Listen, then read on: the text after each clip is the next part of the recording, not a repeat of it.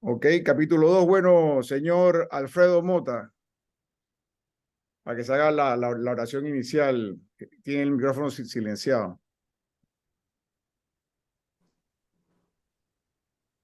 Vamos para allá.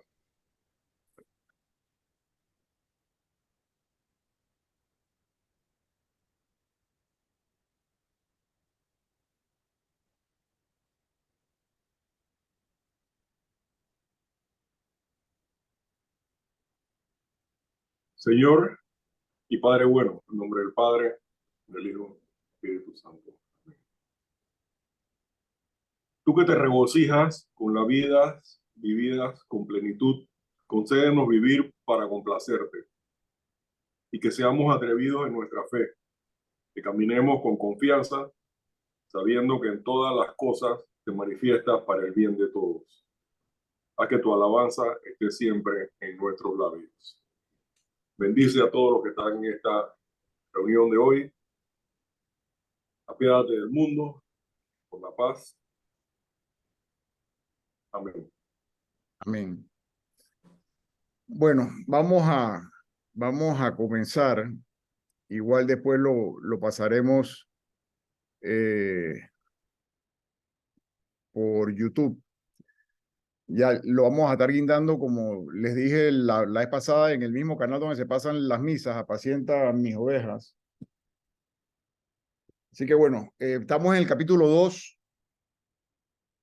Capítulo 1, una de las claves para poder entender la Biblia es entender los textos en su contexto geográfico, en su contexto histórico, para luego entonces poder entrar en el trasfondo teológico o el mensaje teológico que la Biblia me está mandando. Entonces hoy hice una presentación que me ayudó Raimundo muy gentilmente, así que vamos a usarla. Segundito. Segundo, que voy a apagar esto también.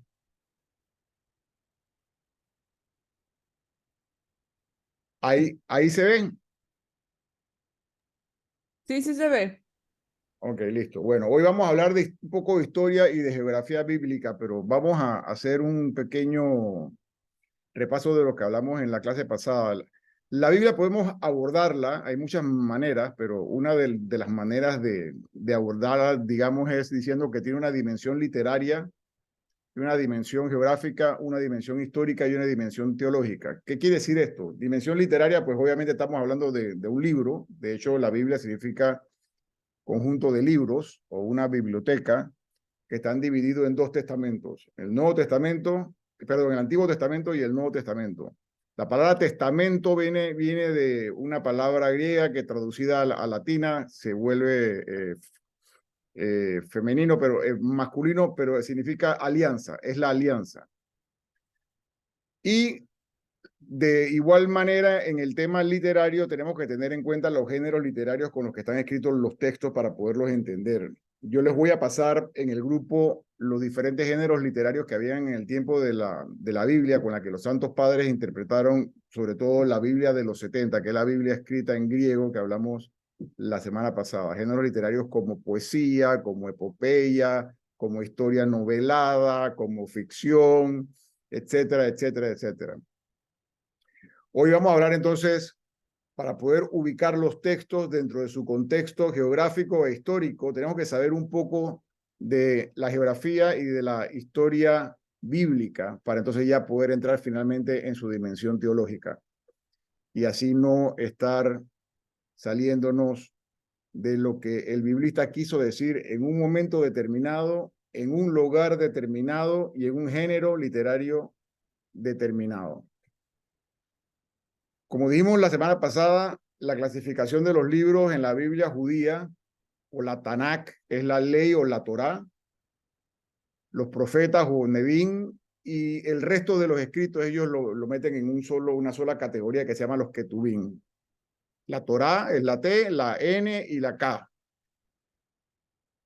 Ley, profetas y los otros escritos es lo que se conoce como la Tanakh. Nosotros tenemos 7 libros más, como explicamos, la Biblia de los 70 y esos 7 libros más son porque la Biblia de los 70 fue traducida al griego y habían muchos judíos que hablaban griego, que eran todos los judíos que estaban en la diáspora, los que salieron por motivos más que todo de negocios de Jerusalén. Y entonces se decidió en Alejandría escribir o traducir los libros del Antiguo Testamento en griego y agregar libros nuevos que están escritos en griego. Los judíos no reconocieron estos libros y las Biblias evangélicas siguieron el mismo paso. Lutero asumió la misma postura y estos libros no entraron en el canon de esas Biblias. Por eso es muy importante, vuelvo y repito, tener una Biblia católica. Yo recomiendo la Biblia de Latinoamérica, la Biblia latinoamericana, que era antes edición pastoral, ahora se llama la Biblia de Latinoamérica, la Biblia de nuestro pueblo, que es la Biblia latinoamericana, de la Biblia del peregrino, o la Biblia de Jerusalén, versión de América Latina. Nosotros dividimos estos libros como el Pentateuco, los libros históricos, los libros proféticos y los libros sapiensales, además de los salmos. Para los judíos, los libros más importantes es la Torá, o la ley, escrita por Moisés. Esto vamos a ver que no es tan cierto históricamente, que Moisés no lo pudo haber escrito, pero así fue percibido por mucho tiempo, y ese es el libro más importante. El libro más importante para los cristianos, o los libros más importantes para los cristianos, vendrían siendo los libros proféticos, porque nos señalan hacia el Nuevo Testamento, la llegada del Mesías, ¿no? Entonces, la Biblia judía o la Tanakh está ya cerrada en sí mismo, y la Biblia católica, igual las Biblias protestantes, están abiertas. Quiere decir que la cuarta clave de interpretación que vimos la semana pasada es que una buena interpretación del Antiguo Testamento es verlo a la luz del Nuevo Testamento. El Nuevo Testamento es la plena revelación. Y es bueno que tengamos claro, pues, un poco de geografía bíblica, para que sepamos dónde estamos ubicados, ¿no? Aquí está Canaán, la tierra prometida. Mesopotamia, que es donde se llevan a cabo todas estas actividades. Mesopotamia significa entre ríos. Como ustedes pueden ver, está entre el río Tigris y el río Éufrates. Grandes civilizaciones se desarrollan cerca del agua, porque cerca del agua crecen las plantas, pueden alimentar a los animales. El agua es sinónimo de vida. Entonces, eso es lo que significa Mesopotamia. También le dicen la creciente fértil. Aquí está Canaán, ¿ok? Y hacia acá está Egipto. O sea que esto que está aquí es una vía de paso, ¿ok? Entre lo que sería el cercano Oriente y Europa. Por eso es una ruta estratégica que fue invadida bastantes veces, como vamos a ver ahora en la historia. Así se ve el mapa hoy. Aquí está Israel, aquí está Egipto. Muchos de los acontecimientos que ocurrieron están en Irak. Ur está en Kuwait, de donde sale Abraham. Y yo les voy a pasar esta presentación por PDF a ustedes. Vamos a ver entonces la historia del pueblo de Israel para poder entender la producción literaria que está en la Biblia, que primero comienza como tradiciones orales que se pasan de generación en generación. Es importante conocer un poco de la historia de este pueblo. Ya vimos la geografía, lo va a pasar, y ahora vamos a ver un poco la historia de este pueblo. Habían varias, por no decir muchas, tribus nómadas y seminómadas. Y estas tribus fueron capturadas o esclavizadas en Egipto. Otras estaban más nomadizadas, o sea que vivían del pastoreo y creían un dios nómada. Otras estaban más sedentarizadas, o sea que se dedicaban a la agricultura, mucho menos, creían un dios benefactor. y había muchos que habían perdido sus tierras o las pequeñas tierras que tenían y entonces trabajaban en construcciones y creían en un Dios emigrante. Por eso las leyes para los emigrantes en el Antiguo Testamento son más modernas que en el Nuevo Testamento, que no existen porque no tenían ese problema también como vimos la vez pasada. Y hacia el año 1200 antes de Cristo, entonces comienza esta epopeya bíblica de una manera histórica. Hacia ese año, no podemos decir que este año exactamente, pero hacia ese año, Ramsés II, Seti I, el imperio se va desmoronando, el imperio egipcio, y las tribus salen de Egipto. Se liberan de Egipto, otras salen, otras son expulsadas, o sea, hay múltiples éxodos, como vamos a explicar, que el libro del Éxodo los recoge en uno solo y pone en la figura de Moisés al liberador. Estas tribus llegan a Canaán hacia el año 1000, más o menos, o sea que los 40 años bíblicos, el número 40 es un número simbólico en la Biblia y una de sus definiciones es una generación, o sea que la generación que salió de Egipto no fue la misma generación que entró en la tierra prometida. De hecho, Moisés muere en el Pentateuco justo antes del libro de Josué y no entra a la tierra prometida. Entonces esto pasa hacia el año 1200 antes de Cristo y aquí estas tribus comienzan a asentarse en Canaán. En Canaán ya hay cananeos, hay filisteos, hay guerras de que obviamente tienen que librarse por la tierra y todas estas tribus, y creo que esto es una interesante manera también de explicar que el conflicto que se da en lo que hoy se llama Palestina,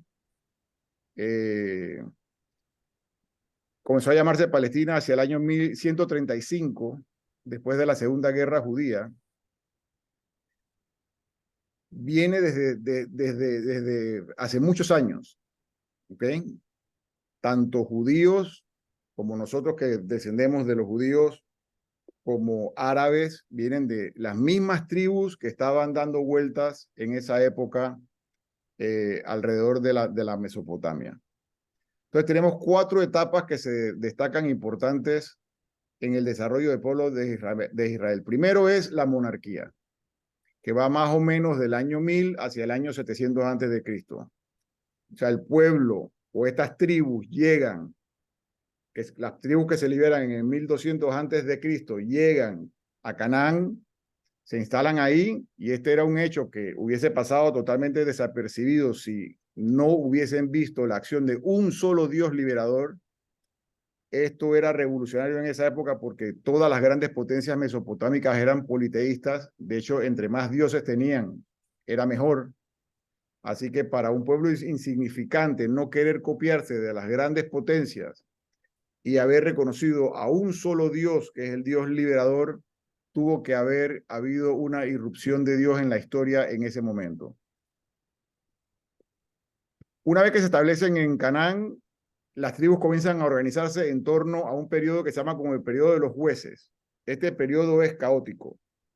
Después de la época de los jueces, se decide entonces, como todos los reinos que están alrededor, formar entonces un reino y piden un rey. Entonces Yahvé le dice a Samuel que busque al rey. Ya el rey no es Yahvé. Ya quieren poner la seguridad en la mano de otro humano. Entonces comencemos ya a entender el trasfondo teológico de esto. Mientras era sedentario en el desierto, Yahvé proveía. Mientras eras nómada en el desierto, Yahvé proveía. Mientras yo era nómada en el desierto, Yahvé me guiaba con una nube. Mientras yo era nómada en el desierto, Yahvé era mi rey. Ahora yo me sedentarizo y comienzo a poner mi confianza en la tierra, mi confianza en la agricultura y ahora pongo mi confianza en un rey. Quiero parecerme a los reinados que están cercanos a mí. Y esto siempre va a ser un tema de reflexión del pueblo de Israel y tiene que ser un tema de reflexión también para nosotros de forma espiritual. Nosotros queremos tener un espíritu sedentario para poder cumplir con la primera bienaventuranza, bienaventurados los pobres de espíritu, o sea, los que ponen toda su confianza en Dios, o queremos ser un pueblo que está, perdón, un nómada, o un pueblo que está sedentarizado y quiere poner su confianza en otras cosas, ¿no? Pero bueno, se forma el reino, el primer rey es Saúl, Saúl es de la tribu de Benjamín, y el reino alcanza su mayor esplendor con David. David une los reinos, el reino del norte, el reino sur, y forma un reino, el reino de Israel. Y el reino de Israel sigue con su hijo Salomón. Salomón comienza muy bien, dice la Biblia, pero luego Salomón, obviamente, en este tema de hacer crecer el esplendor del pueblo, pues el tema de los impuestos se convierte en algo imposible. Esto también ya es muy actual. La gente que se queja de tantos impuestos para estar haciendo obras de que no todo el mundo se beneficia de ellas, y hay una denuncia. En esta época comienzan a salir los profetas, que comienzan a denunciar que se están cometiendo este tipo de abusos en contra de la alianza o del pacto que se había hecho con Yahvé. Ya lo vamos a ver. El pueblo comienza a olvidarse de su origen y se comienzan a poner por escrito los primeros libros de la Biblia.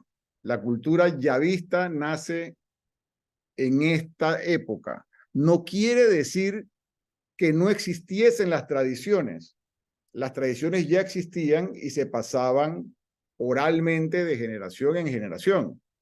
Pero es ingenuo pensar de que unos 40 años en el desierto bíblicos o unos 200 años en el desierto nadie se va a poner a escribir nada. Además que el índice de alfabetización era bien bajo en esa época. Pero bueno, se comenzaron a poner por escrito algunos textos de la Biblia, como por ejemplo el segundo relato de la creación. Ya ahora en el capítulo 3 que hablemos de la creación, vamos a ver por qué hay dos relatos en la creación. ¿Qué pasa cuando muere Salomón? Cuando muere Salomón, y como siempre pasa, a ver, ¿quién manda más?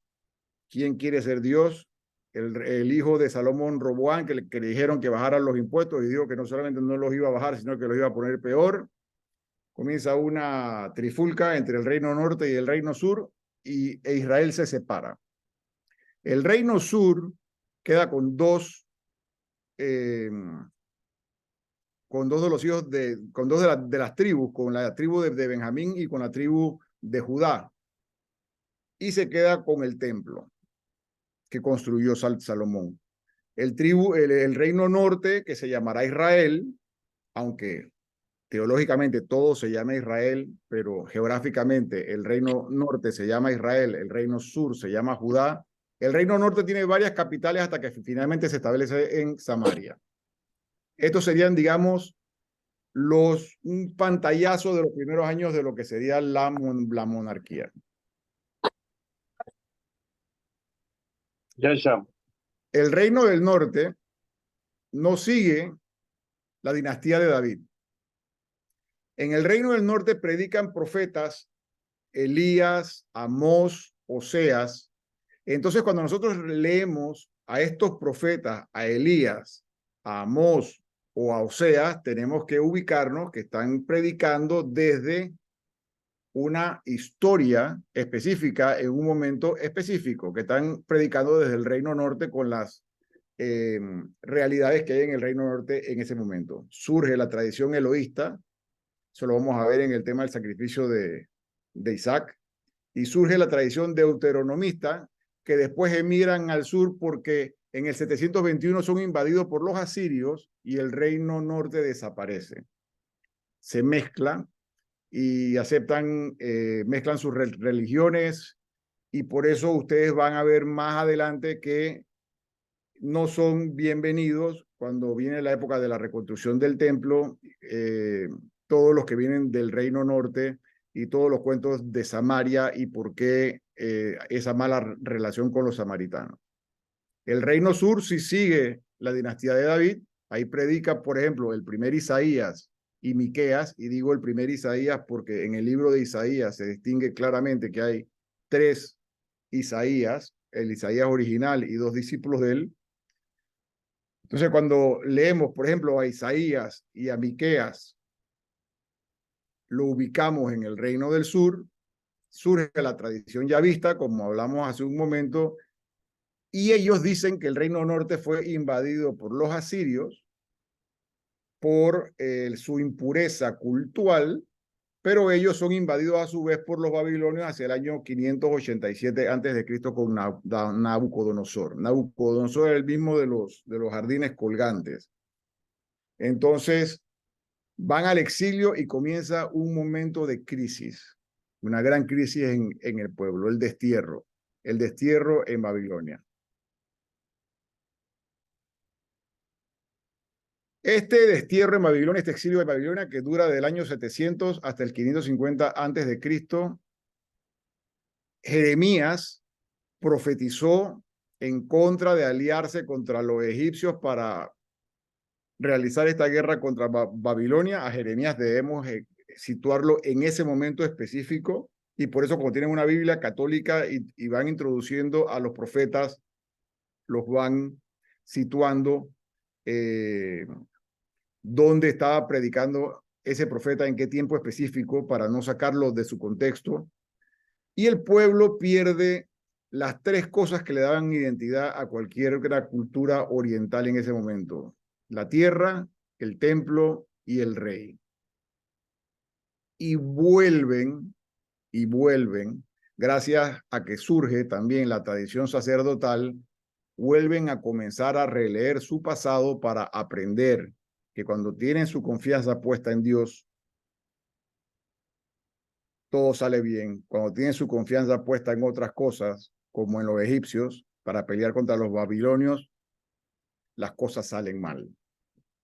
Eso es algo que también tenemos que nosotros que considerar en nuestra vida, ¿no? Aquí predicó Ezequiel y predicó el segundo Isaías, o sea, un discípulo de Isaías que se llama el Deutero Isaías en Babilonia. Obviamente la predicación en Babilonia ya no va a ser una predicación de denuncia de los excesos de los soberanos, de los reyes, sino ya va a ser esta prédica de los que están en el exilio, va a ser una prédica que les va a recordar la esperanza, les va a recordar ese Dios liberador que los sacó de Egipto y demás. Esta tradición sacerdotal son los que comienzan a crear el concepto de la sinagoga, de las reuniones los sábados, se establece el Shabbat. Son los que escriben el primer relato de la creación en el Génesis. Por eso tenemos dos relatos de la creación en el Génesis.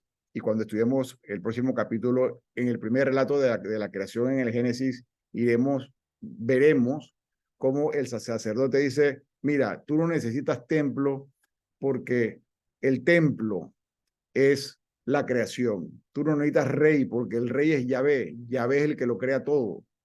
Tú no necesitas tierra. Aquí se crea también el pacto de la circuncisión. Entonces, eso lo vamos a ver cuando entremos en el siguiente capítulo, pero la tradición sacerdotal, así que tenemos la tradición elohista, la deuteronomista, la yavista y la sacerdotal. Se reconocen estas cuatro tradiciones en el Antiguo Testamento. Entonces lo tienen en su cartilla, así que no tienen que estar tomando notas, pero es importante que sepan que la Biblia, cuando se cierra el canon, y uno de los posibles responsables del primer canon que se va cerrando es Esdras, cuando regresan, que lo vamos a ver, decidió dejar todas las tradiciones en la Biblia. Por eso encontramos contradicciones muchas veces. Por ejemplo, comenzamos a leer la Biblia de una manera literal y vemos que el primer relato de la creación al hombre lo crean en el día 6 y en el segundo relato de la creación al hombre lo crean en el día 1. Y ya tenemos un problema si nos vamos con una visión o una lectura literalista de lo que es la Biblia, ¿no? Ya sabemos que viene de dos tradiciones diferentes para mandar dos mensajes diferentes en dos momentos diferentes. Pero vamos a hablar más del relato de la creación en el próximo capítulo. Pero ya van viendo cómo es importante la dimensión geográfica, cómo condiciona. Es un lenguaje oriental, es un lenguaje simbólico. 40 representa un paso de una generación a otra generación y es un momento específico en la historia.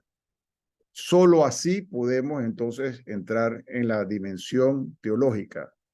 que es la que es la palabra de Dios, qué es lo que Dios me quiere decir a través de este biblista, a través de esta persona que está inspirada por Dios y que escribe la Biblia. El retorno. Como no hay mal que dure 100 años, ni cuerpo que lo resista, como decimos aquí en Panamá, hacia el 538 surge otra potencia. ¿Okay? Esa otra potencia es Persia. Y Persia, al frente de Ciro, derrota a los babilonios, Ciro el Grande, el gran edicto de Ciro, que está mencionado en la Biblia también, y los hace regresar, o sea, les da la oportunidad de regresar a Jerusalén. Tenemos la época del retorno a Jerusalén, que va desde el 538 al 333 más o menos. 333 es bastante exacto, y ya veremos por qué, porque esa es la época en que Pompeyo pisa este territorio por primera vez y estamos ya con los romanos. Perdón, Alejandro pasa por aquí, Alejandro Magno. Por trata de recuperar su identidad, ya vimos todo lo que era el templo, se reconstruye el templo, se prohíben los matrimonios mixtos. O sea, aquí hay un tema, aquí se está tratando de recuperar la identidad del pueblo. Los matrimonios mixtos, aunque viniesen casados del exilio, se prohíben, se siguen prohibiendo hasta la fecha. La oración se hace muy importante y predican en este momento para animarlos a la reconstrucción del templo, Abdías, Ageo, Malaquías y Zacarías, y el tercer Isaías. Se escriben la mayoría de los libros de los Salmos. El sacerdote Esdras define el Pentateuco o la ley. Se comienza a poner la Biblia, digamos, se comienza a definir el canon de lo que sería la Biblia judía, con el sacerdote Esdras. Es muy importante para esto. Y se escribe Job y el libro de los Proverbios. Y se trata de recuperar el esplendor del pasado. El esplendor del pasado, siempre releyendo su historia, la época de mayor esplendor del pueblo de Israel será David. Por eso David, aunque la Biblia cuenta todas las barbaridades que pudo haber hecho, como haber matado o mandar a matar al esposo de Betsabé y desposar a Betsabé y demás, David será un símbolo, será el símbolo del apogeo del reino del cual descenderá el Mesías. ¿Okay? Entonces, como esta es una cultura muy simbólica, eso es un símbolo que va a ser muy importante para ellos y que va a ser muy importante para nosotros porque el Mesías sería descendiente de David. Y luego hacia el 333, Alejandro Magno pasa por la tierra prometida y hay un shock cultural, porque antes habían sido invadidos por Asiria, habían sido invadidos por Babilonia, habían sido invadidos por Persia, que eran puras culturas orientales con una manera de pensar similar, con tradiciones similares. De hecho, si nos vamos a textos sagrados persas y nos vamos a textos sagrados mesopotámicos, en general vamos a oír hablar de diluvios y bueno, vamos a ir a oír hablar de otras cosas que lo vemos en la Biblia. Y en este momento se pone por escrito el eclesiástico, el Eclesiastés y Tobías. Y ya sabemos que entonces estos tres están escritos parcial o totalmente en griego, porque se heleniza la cultura. Los judíos comienzan a salir, bueno, ya habían salido y comienzan ya a olvidarse del idioma hebreo y comienzan a hablar griego koiné, que era el griego corriente. Y entonces, a la muerte de Alejandro Magno, el reino se divide entre sus generales, básicamente entre para lo que nos interesa a nosotros aquí, los ptolomeos en Egipto y los seleucidas en Antioquía. Los seleucidas terminan ganando y al frente de Antíoco Epífanes, Antíoco IV Epífanes, obligan a los judíos a renegar su fe. ¿Qué es renegar su fe? Es adaptarse a la fe o adoptar la fe politeísta griega. Y se organiza la resistencia de los macabeos. Esta es la época de los macabeos, que eran de la familia de los amoneos, y se escribe el libro de Daniel, el libro de Esther y de Judith para animar a la resistencia. Aquí hay algo interesante históricamente hablando.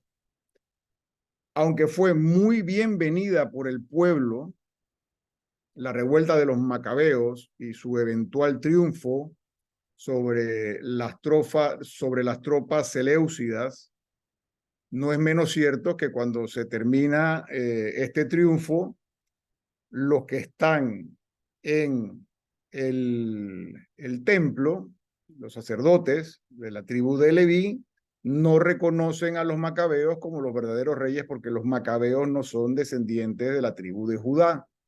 Y recuérdense que todos los que venían en el reino del sur, todos los reyes eran descendientes de la tribu de Judá, como David, comenzando por David. ¿Qué hacen los macabeos? Lo que hiciera cualquier, digamos, jefe plenipotenciario, agarra a los sacerdotes y le dice, bueno, no me vas a reconocer, no hay ningún problema, los quito a ustedes y pongo otros.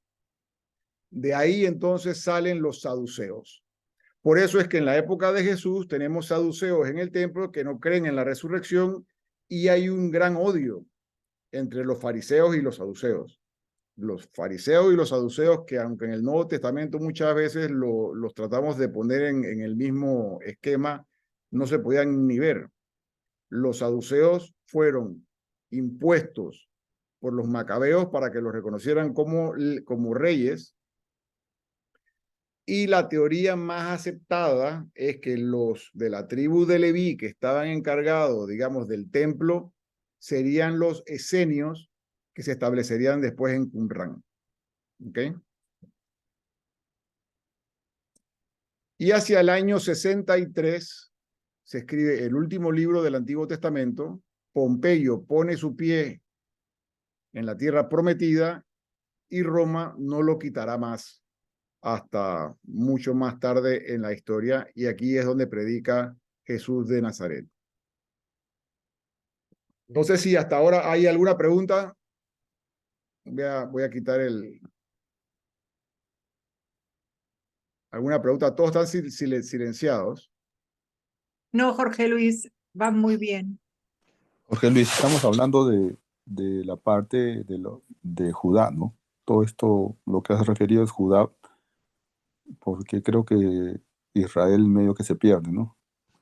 Israel se pierde, se mezcla con Asiria, se van a diferentes sitios, no tienen el templo.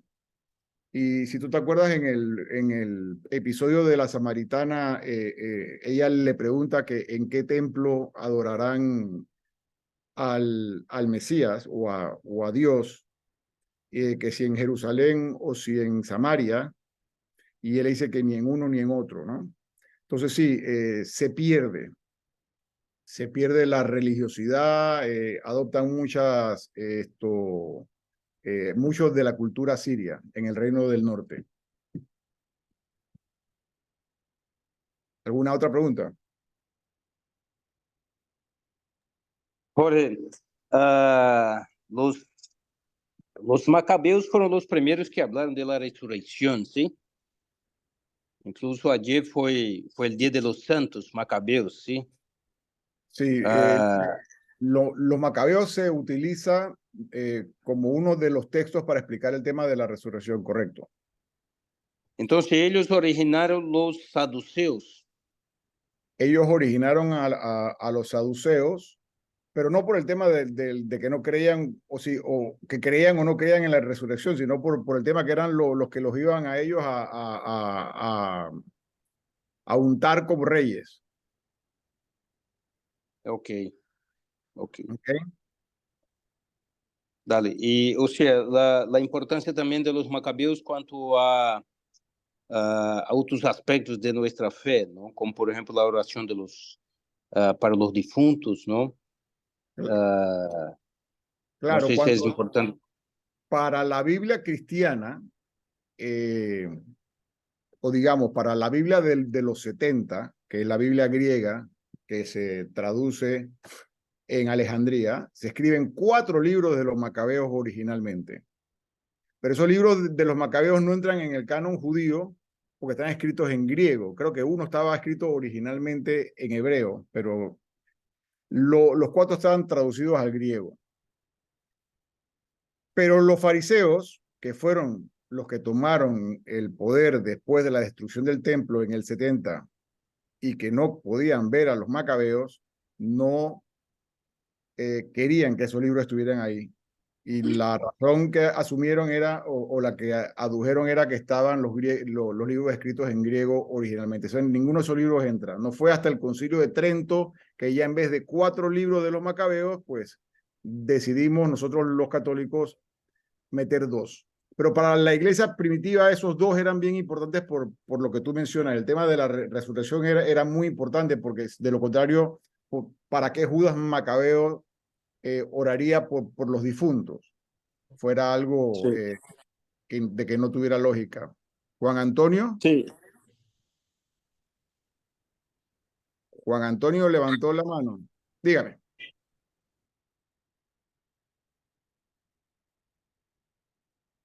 Juan Antonio tiene la mano levantada, pero no, creo que el micrófono lo tiene apagado.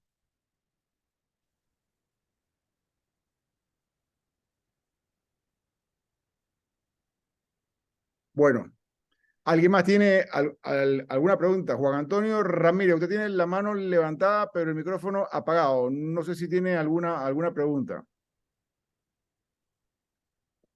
Ok, la importancia del tema de hoy es irnos situando en la dimensión geográfica y en la dimensión histórica de la Biblia.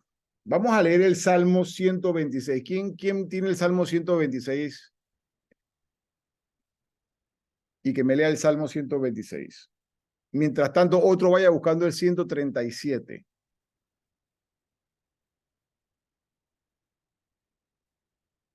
¿Quién tiene el Salmo 126? Le quita el silencio al micrófono y lo lee, por favor.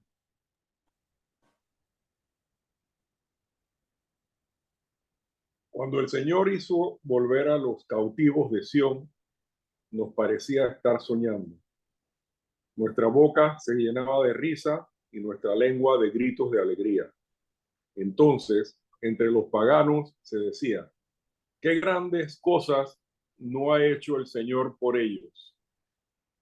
Sí, grandes cosas ha hecho el Señor por nosotros, rebosábamos de gozo. Haz que vuelvan, Señor, nuestros cautivos, como riachuelos en tierras áridas. Los que siembran entre lágrimas cosechan entre gritos de alegría. Se van llorando los que siembran la semilla, pero regresarán cantando, trayendo sus gavillas.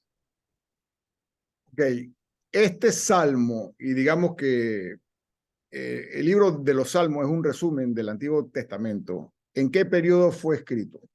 ¿En el periodo de la monarquía, en el periodo del exilio hacia Babilonia, en el periodo del retorno hacia En el Jerusalén? periodo del rey David, ¿no? No. De Sión retorno. De en el retorno. retorno. Este salmo está escrito hacia el retorno. Vienen cantando de alegría. Ese es cuando los persas recuperaron y Cuando lo hicieron que regresaran a sus tierras. es correcto. Este salmo los ubica a ellos regresando del cautiverio, ¿no? ¿Cómo comienza el salmo otra vez, Alfredo? Solamente léete el principio, el 126. Cuando el Señor hizo volver a los cautivos de Sión, nos parecía estar soñando. Cuando el Señor hizo volver a los cautivos, Sión nos parecía estar soñando. Entonces estamos hablando del retorno. Ahora vamos a leer el Salmo 137 y lo vamos a contraponer a este. Salmo 137. Al borde de los canales que pasan por Babilonia, nos sentábamos llorando al recordar a Sión. En los sauces que allí crecen, habíamos colgado nuestras arpas. Fue entonces cuando nuestros vencedores nos pedían canciones y nuestros opresores un canto de alegría. Cántennos, nos decía un canto de Sión. ¿Cómo íbamos nosotros a cantar canciones del Señor en un suelo extranjero? Si me olvido de ti, Jerusalén, que mi mano se olvide de servirme, que mi lengua se pegue al paladar si de ti no me acuerdo. O si Jerusalén no es para mí mi mayor alegría. Acuérdate, Señor, de la gente edomita que decía el día que cayó Jerusalén. Echen abajo todos, todo, arrásenla hasta los mismos cimientos. Hija de Babilonia, que serás destruida, dichoso el que te hiciere los males que a nosotros nos hiciste. Dichoso aquel que agarre a tus pequeños y los haga pedazo en las piedras. Ok, este Salmo 137, ¿en qué época fue escrito? En el exilio. En el exilio. Este Salmo lo ubicamos directamente en el exilio en Babilonia. ¿Cómo vamos a estar cantando de alegría si estamos fuera de nuestra tierra? Vamos a leer el libro de los Macabeos, el segundo libro de los Macabeos, capítulo 8, del 1 al 7. Segundo de los Macabeos, capítulo 8, del 1 al 7. Solo para estar clara, no todos los salmos entonces fueron escritos en el momento del retorno. No, todos los salmos, o sea, todo el Antiguo Testamento son tradiciones orales que se van pasando de generación en generación y llega un momento en que todos se van agrupando y se van creando, digamos que estos rollos, ¿no? Estos libros, lo que posteriormente serán libros. Los salmos representan más o menos un resumen del Antiguo Testamento. En el Salmo vamos a encontrar de todas estas etapas del pueblo de Israel. Y aquí ven dos ejemplos de ellas. Uno, cuando el pueblo retorna en el Salmo 126 y otro cuando el pueblo está siendo deportado en el 137. Originalmente los salmos se le asignaron a David y dijeron de que David había escrito los salmos. Históricamente ya se sabe y ya eso está superado que David no pudo haber escrito estos salmos. Muchos salmos hablan de cosas que son posteriores al tiempo de David y que es imposible que David los haya escrito. Pero en esa época, lo que se conoce como pseudonimia, que era ponerle el nombre a un libro de otra persona que lo había escrito, era muy común. Era muy común. Entonces, los salmos es sabiduría del pueblo que se va pasando de generación en generación y por lo general de ancianos a jóvenes, algo que hemos perdido nosotros también en estos tiempos. Vamos a leer entonces el de Macabeos, segunda de Macabeos, capítulo 8, del 1 al 7. Segunda de Macabeos, capítulo 8, del 1 al 7. Judas, llamado também Macabeu, e seus companheiros entravam sigilosamente em los pueblos, llamavam a sus hermanos de raza, e acorrendo a los que permaneciam fieles al judaísmo, llegaram a reunir 6,000 hombres. Rogavam al Senhor que mirassem por aquele pueblo, que todos pisoteavam, que tuviese piedad del santuário profanado por los hombres ímpios, que se compadecesse de la ciudad destruída e a ponto de ser arrasada, que escuchasse as vozes de la sangre que clamava a ele, que se acordasse de la iníqua matança de niños inocentes e de la blasfemia proferidas contra su nombre, e que mostrasse su ódio al mal. Macabeu, com sua tropa organizada, foi já invencível para os paganos, a la vez ser cambiado em misericórdia a cólera do Senhor. Levando de improviso, incendiava cidades e pueblos. Depois de ocupar as posições estratégicas, causava ao inimigo grandes perdas. Preferia a noite como aliada para tales incursões. A fama de seu valor se estendia por todas as partes. Y este texto estaría refiriéndose a qué época histórica específica de este pueblo. A la monarquía, al exilio, al retorno o a la ocupación griega y romana. Eso está para la ocupación, Para la o ocupación sea, griega, ¿no? la liberación, ¿no? Antonio, por los griegos, ¿no? Que le tratan de imponer. Sí. Y los macabeos son los que terminan, Antíoco Epífanes les trata de imponer la religión politeísta y los macabeos montan la resistencia. Entonces, bueno, nos quedan 10 minutos, no quiero estar abusando de su tiempo, no sé si alguien tiene alguna pregunta.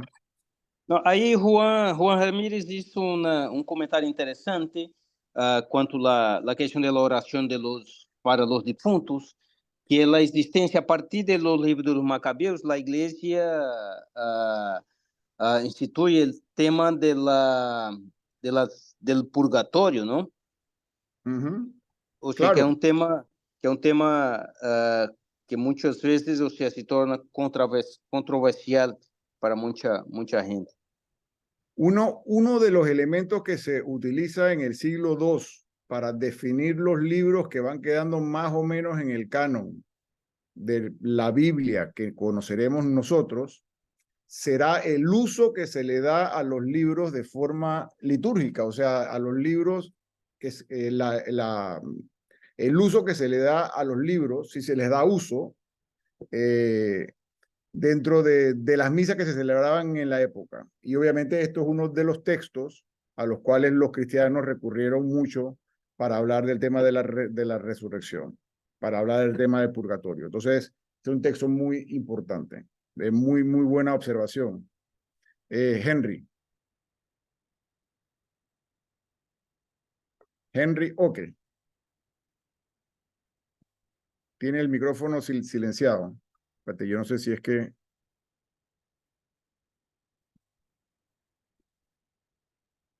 Henry tiene el micrófono silenciado.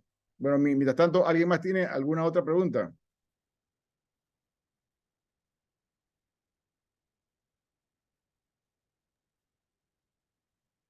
Jorge Luis, Diga. como bien dijo Alfred, un poco que hay un conocimiento anterior, como se decía, los salmos siempre se pensaban que eran de la época del rey David, y bueno, ahora inclusive con los salmos que se han leído se queda más claro que no necesariamente se hicieron que se redactaron en esa época, ¿no? Este nuevo conocimiento es entendido por los judíos también de esa forma, o ellos mantienen una forma de visión de que no, los salmos son del rey David, y de repente otros hermanos cristianos no aceptan estos nuevas conocimientos que se van adquiriendo y que están saliendo a la luz de las investigaciones, etcétera.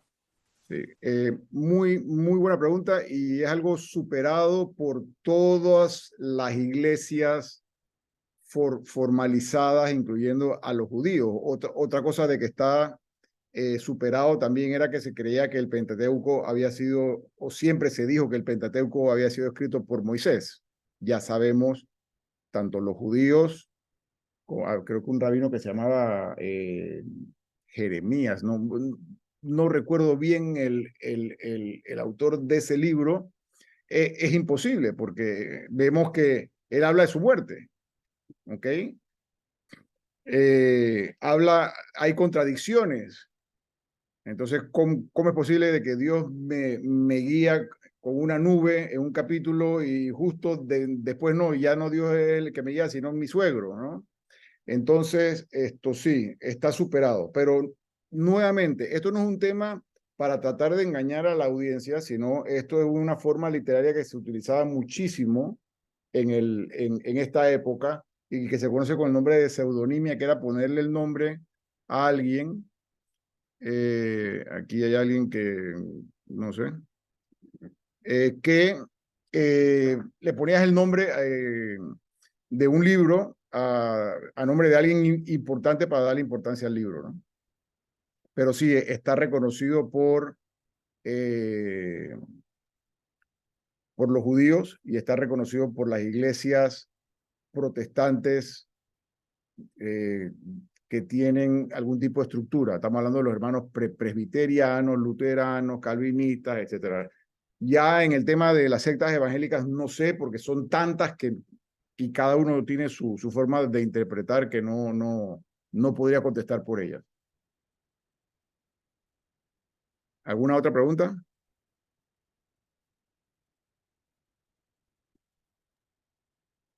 Solamente para aclarar, Jorge, que el hermano está preguntando en el chat cómo accesar las clases anteriores, la clase anterior, ¿no? Sí. La clase, todos están en el grupo de WhatsApp. Yo voy a volver a pasar la clase anterior en YouTube. Voy a pasar esta que va a estar grabada en el Zoom hoy y cuando se suba a YouTube el lunes, entonces también la paso en el grupo. Y los que no tengan acceso a las clases o a los materiales, por cualquier razón, no me escriban en el grupo para que no se forme tanta chateadera en el grupo, sino que me escriben directamente y yo con mucho gusto les paso los enlaces. No sé si alguien más tiene alguna pregunta. Sí, justo a raíz de lo que estás mencionando, Jorge Luis, creo que hay muchos hermanos que han querido entrar y que han tenido dificultades, ¿no? Entonces ahí hay un poco como que la audiencia que se ha quedado con frustrada es un poquito, parece un poquito alta. Habría Sí. que ver de repente un mecanismo para que todos puedan entrar, porque hay varias Bueno, que ya desde el próximo jueves vamos a crear un nuevo enlace que no va a tener que registrarse ni nada. La lógica de este enlace es que se utilicen clases para ver la cantidad de clases que asiste cada persona. Pero obviamente pues esto no es una clase, entonces vamos a eliminar eso y simplemente va a haber un acceso directo, sin clase y sin lista de espera y no hay que registrarse ni nada por el estilo, porque también se va a estar viendo en diferido, entonces no hay sentido. Si tienes toda la razón, créeme que yo soy el primer frustrado. Jorge, una pregunta. De la fiesta, hay una fiesta muy importante para los judíos, que es la fiesta de Hanukkah. Esa fiesta está establecida en el libro de los Macabeos, de nuevo, ¿no? Yo estoy insistiendo en ese libro. Pero Sí. es extraño. Ellos, o sea, es una fiesta de las más importantes para ellos, pero ellos no aceptan el libro que está ahí descrito la fiesta, además de toda la parte histórica, ¿no? Eso es extraño, ¿no? Bueno, acuérdate que el Antiguo Testamento judío, la Tanakh, el canon se cierra y se cierra en un momento crítico, ¿no? El judaísmo está siendo, digamos, perseguido y simplemente los libros que están en griego no entran. Pero las tradiciones rabínicas se mantienen posteriormente en el Talmud y en el Mishnah, ¿no? Y entonces estas fiestas se celebran. Son temas controversiales. Yo tuve esta conversación con el rabino Gustavo de Colcherit, porque por un lado, pues obviamente la resistencia macabea sería para el pueblo de Israel héroes, pero por otro lado, pues también son personas que impusieron a la dirigencia religiosa, lo que también causó muchos problemas después. Entonces, un tema complejo. Sí, pero yo creo que para nosotros simplemente de que sepamos que el libro de los Macabeos, los dos libros de los Macabeos que están en la Biblia católica están considerados inspirados y son muy importantes para nosotros y eran muy utilizados en el siglo segundo en las reuniones que se hacían los domingos, como le llamamos nosotros en la misa dominical. Bueno, allá se reunían hasta 20 personas a realmente celebrar la Eucaristía. Primero se leía o se hablaba cuando estaban vivos los apóstoles de los apóstoles, los apóstoles de los apóstoles de los apóstoles.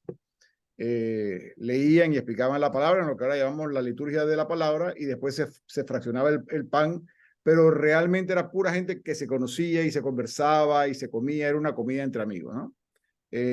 Y se utilizaban estos libros. Los libros de que más se utilizaron hubo dos elementos importantes a la hora de aceptar los libros. Uno, que su uso fuera usado en alguna de las iglesias, digamos, de las grandes iglesias que había en ese tiempo.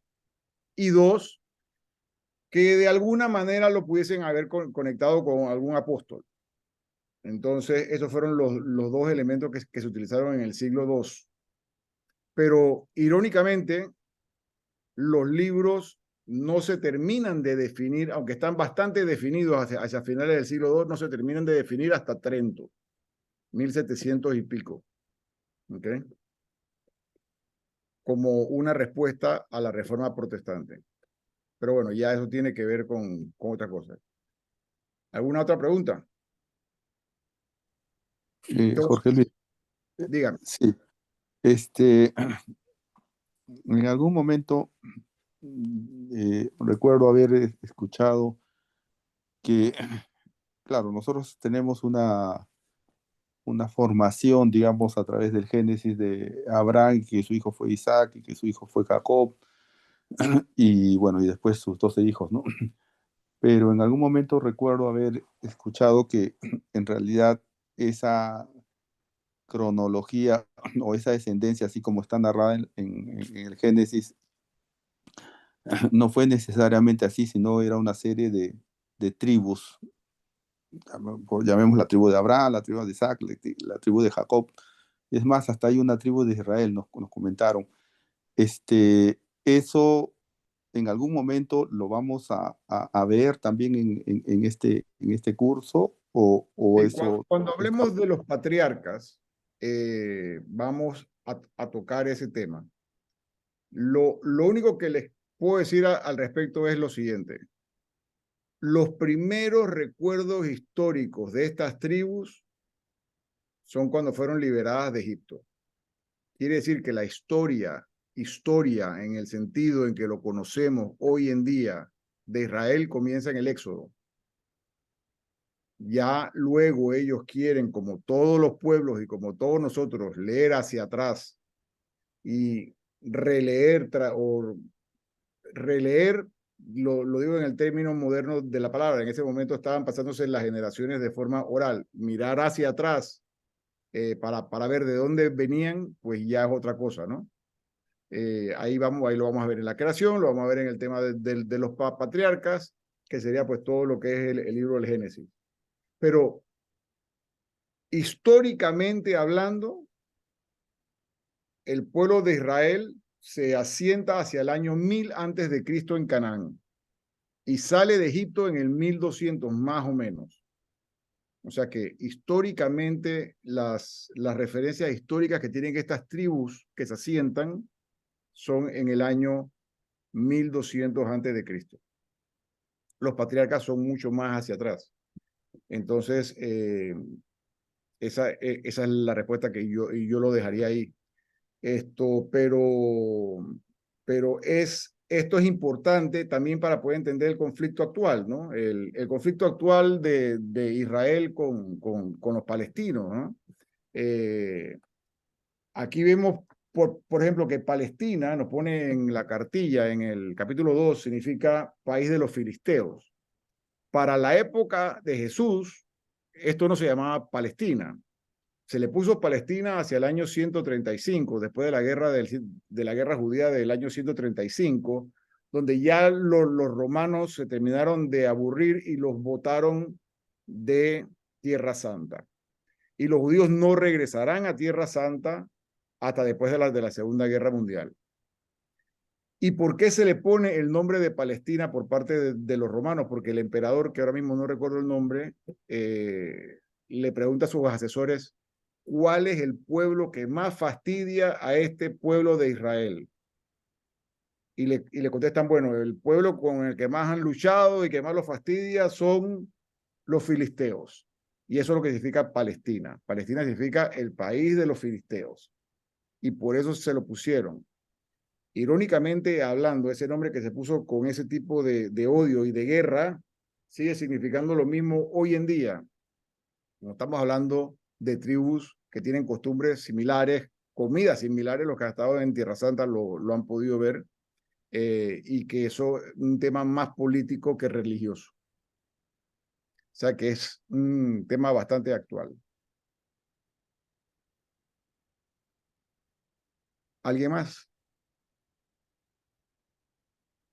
Lo que pasa es que ese tema de Palestina no, nos podría tomar otro curso, pero esa no es la intención de esta.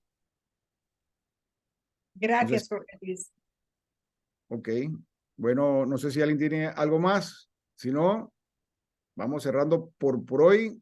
Léanse entonces el 3. 3, entramos ya en lo que es la creación. ¿Ok?